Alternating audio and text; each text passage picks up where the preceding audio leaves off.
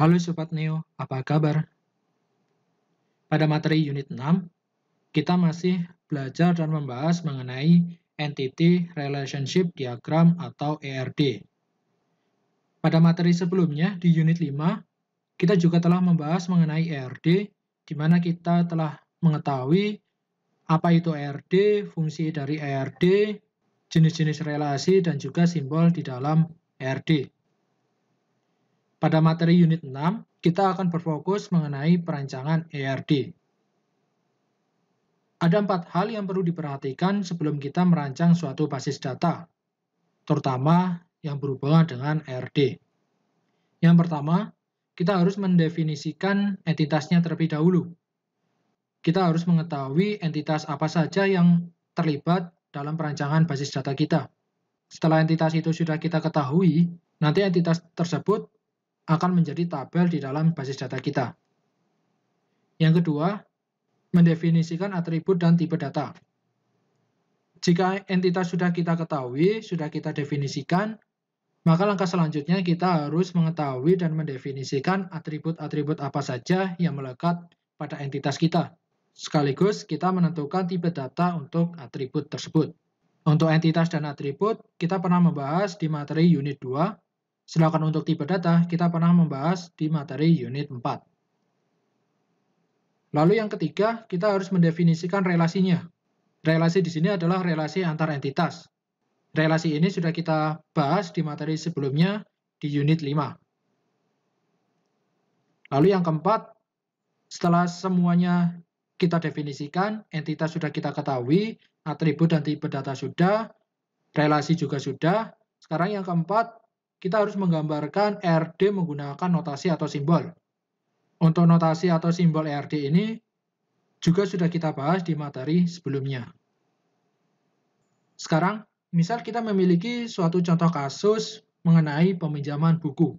Kita harus mengikuti langkah pertama. Langkah pertama tadi adalah mendefinisikan entitas-entitas apa saja yang terlibat dalam kasus kita. Untuk kasus peminjaman buku, entitas yang terlibat adalah buku, kategori buku, dan member. Misal, entitas yang kita definisikan untuk peminjaman buku ini adalah buku, kategori buku, dan member. Mungkin ada entitas lain yang terlibat, tapi kita akan berfokus untuk 3 entitas ini. Langkah pertama kita sudah mendefinisikan entitas yang terlibat. Sekarang kita akan masuk ke langkah kedua, kita harus mendefinisikan atribut dan tipe data dari masing-masing entitas. Contoh kasusnya masih peminjaman buku, kita harus mendefinisikan atribut dan tipe datanya. Untuk entitas buku, di sini ada atribut, ada ID buku dengan tipe datanya integer, judul buku tipe datanya varchar, penulis, penerbit, tipe datanya juga varchar, kemudian ada atribut ID kategori dan tahun terbit dengan atributnya adalah integer. Entitas yang kedua adalah kategori buku. Untuk atributnya ada ID kategori dengan tipe datanya integer dan juga atribut nama kategori dengan tipe datanya varchar. Entitas yang ketiga adalah member. Atributnya ada ID member dengan tipe data integer. Atribut lainnya ada nama, NIK, alamat, dan telepon dengan tipe datanya adalah varchar.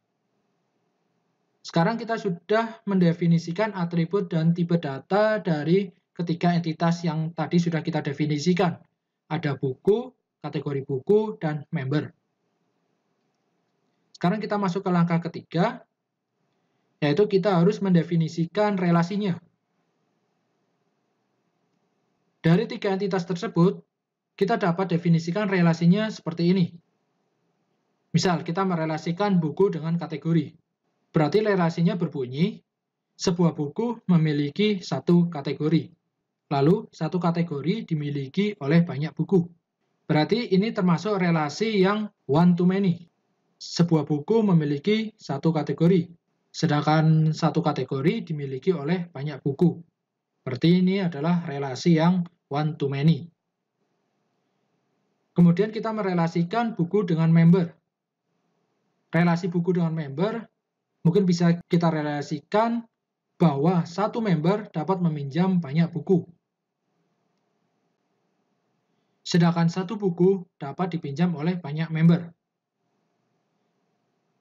Dapat kita simpulkan bahwa relasi antara buku dan member berarti adalah relasi many to many. Lalu yang ketiga, kita coba merelasikan antara member dan kategori. Kira-kira member dan kategori itu ada relasinya atau tidak?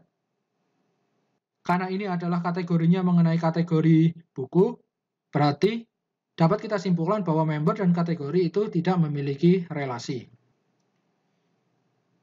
Setelah kita mendefinisikan relasinya, kita lanjut ke langkah keempat, yaitu menggambarkan relasi-relasi tersebut menggunakan simbol. Jadi menggambarkan semua yang sudah kita definisikan, baik entitas, atribut, dan tipe data, serta relasi ke dalam simbol atau notasi RD. Yang pertama, kita akan menggambarkan simbol atau notasi RD antara buku dan kategori. Tadi relasinya adalah buku memiliki kategori. Jika dibalik, kategori memiliki buku. Relasinya apa? Relasinya adalah many to one atau one to many. Berarti sebuah buku memiliki satu kategori. Jika dibalik, berarti sebuah kategori dapat dimiliki banyak buku. Untuk entitas buku sendiri memiliki atribut yaitu ID buku, judul buku, penerbit, penulis, dan lain sebagainya. Sedangkan kategori memiliki ID kategori, nama kategori. Kita sudah menggambarkan RD antara buku dan kategori. Entitas selanjutnya memiliki relasi adalah member dan buku. Relasinya adalah mengenai peminjaman. Relasinya tadi apa? Jenis relasinya adalah many to many. Kita dapat baca bahwa seorang member dapat meminjam banyak buku. Jika dibalik, sebuah buku dapat dipinjam oleh banyak member. Sekarang kita tambahkan atributnya untuk member dan buku. Untuk member ada ID member, nama, NIK, dan alamat. Sedangkan untuk buku ada ID, judul, penulis, penerbit, dan lain sebagainya. Kita sudah menggambarkan relasi antara member dan buku. Di dalam RD sendiri, kita tidak menggambarkannya secara terpisah seperti ini. Buku dengan kategori sendiri, member dengan buku sendiri. Tapi kita menggambarkannya itu dalam satu kesatuan utuh menjadi suatu RD. Jadi kita harus menggabungkan kedua relasi ini menjadi satu. Tadi yang pertama relasi antara buku dengan kategori. Lalu yang kedua adalah buku dengan member. Kita sudah menggambarkan RD-nya, relasi dari entitas buku, kategori, dan member. Ini RD secara sederhana. Mungkin nanti bisa ditambahkan untuk buku memiliki atribut apa saja, kategori atribut apa saja, dan member atributnya apa saja. Lalu ada satu hal yang perlu kalian ketahui. Jika suatu relasi antara dua entitas itu adalah many to many, misalnya di sini relasi antara buku dan member, di sini adalah many to many, biasanya nanti akan membentuk entitas baru di mana entitas tersebut sebagai penampung. Jika kita gambarkan simbolnya lebih lengkap, akan jadi seperti ini. Yang pertama, relasi antara buku dengan kategori.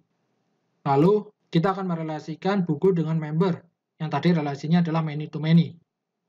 Maka di tengah-tengah akan tercipta entitas baru, mungkin entitasnya kita beri nama peminjaman.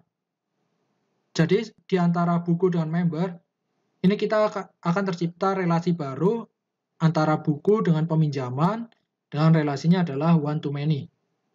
Kemudian dari peminjaman akan berelasikan dengan member. Relasinya adalah one to many juga, atau many to one. Nah, entitas peminjaman ini yang tadi saya sebutkan adalah entitas yang tercipta ketika suatu entitas memiliki relasi many to many. Buku dengan member memiliki relasi many to many, maka di antara buku dan member nanti akan tercipta satu entitas yang dapat kita beri nama entitas peminjaman. Untuk relasi buku dan peminjaman, dia memiliki one to many. Untuk peminjaman ke member, dia memiliki relasi many to one. Kemudian di dalam entitas peminjaman ini, dia menampung atribut dari buku dan member. Biasanya atribut yang ditampung itu berupa primary key-nya. Ini ID member dan ID buku. Kemudian di dalam entitas ini bisa kita tambahkan atribut lain. Misalnya di sini kita tambahkan atributnya adalah tanggal.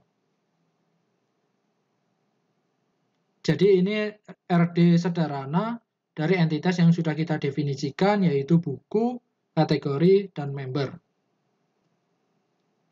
Ini ada contoh RD lainnya.